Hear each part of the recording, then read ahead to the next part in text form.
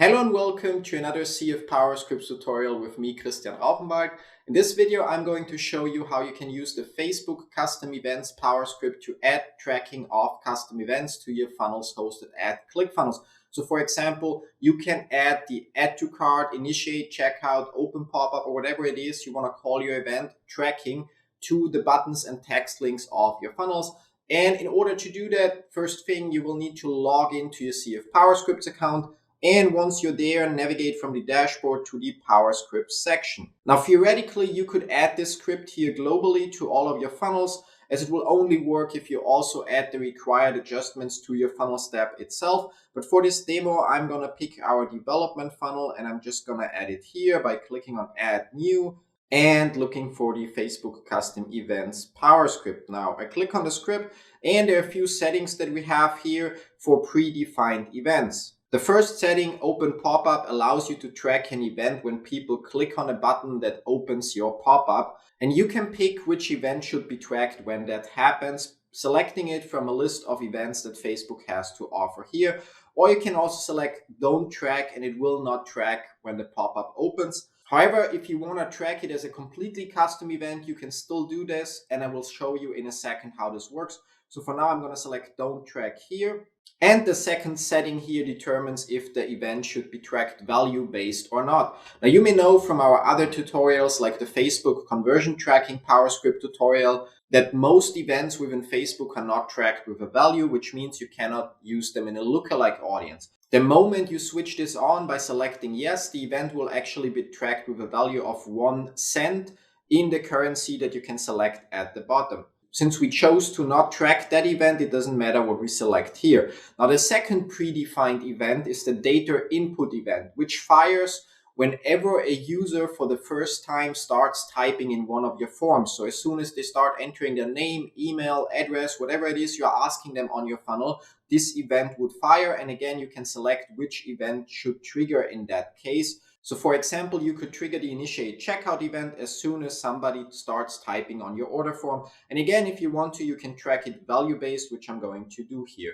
Last but not least, you have to pick the currency in which that value-based tracking should occur. And I'm going to select US dollar here. But that's not everything the Facebook Custom Events Tracking Power Script allows you to do. As you can see in the description below, by adding certain tags to your elements in ClickFunnels, which I'm going to show you in a second, you can track even more. So I'm just going to copy this part here and I'm going to add the script to the funnel. And I'm going to click on our opt-in page and open it in ClickFunnels Page Editor. Now, once here, I can add custom tracking to text links, buttons, and other clickable elements simply by clicking on the element and within the settings going to get CSS info by clicking on the hashtag icon. And here, all I need to do is adjust the title tag to CFBS minus FB minus track minus the event that I want to track. So I could even pick a custom event and call this one here open pop-up and simply click on update.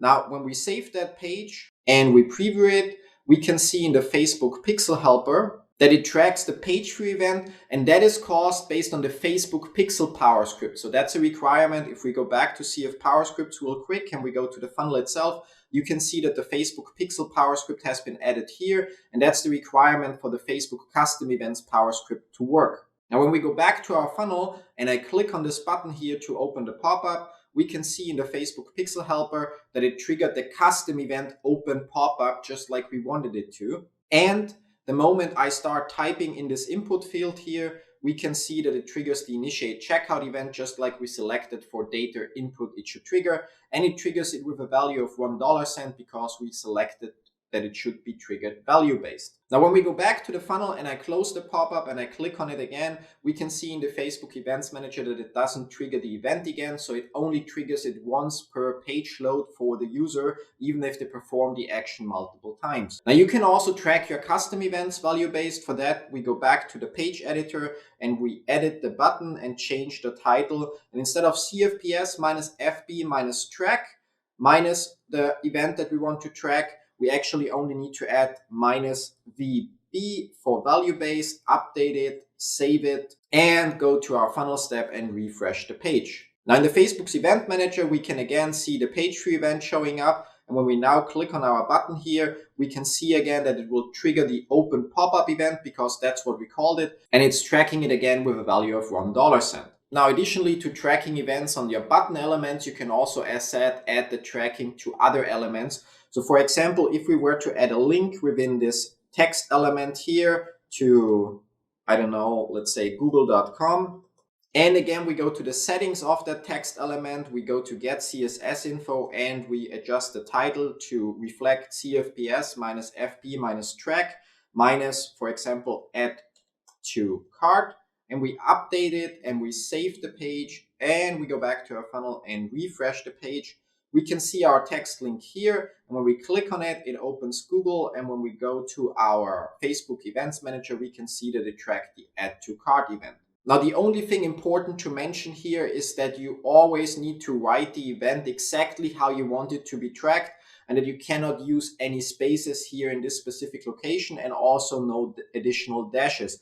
So you could not write open pop-up like this because it would only track as open. So you need to write it without the space in between. Just like all regular Facebook events are also written without the space in between. And you can check the Facebook pixel specifications, which I will add a link to in the settings of this Power Script. So you can just go there from here, which will take you to this specific page that lists all the Facebook standard events. And you can just copy the event name out of the standard event code by simply marking it and copying it. And you see how it should be written in order to track the official Facebook event. But again, you can use custom event names if you want to, in order to be more clear about what people are doing. So you could add different custom events to different buttons on your funnel, and you will then be able to build audiences up on that. So you will be able to show different ads to people depending on which button or text link or image they clicked on, making your ads more accurate and more fitting. Now, as always, if you have any questions about this Power Script, don't forget to check our FAQ section. And if you're unable to find an answer there, either create a post within our Facebook community, or if you're a member of our VIP plan, use the Slack live chat that you have access to. Thanks for watching, and even more so, thanks for using CF Power Scripts. See you in one of our other tutorials. Till then, bye-bye.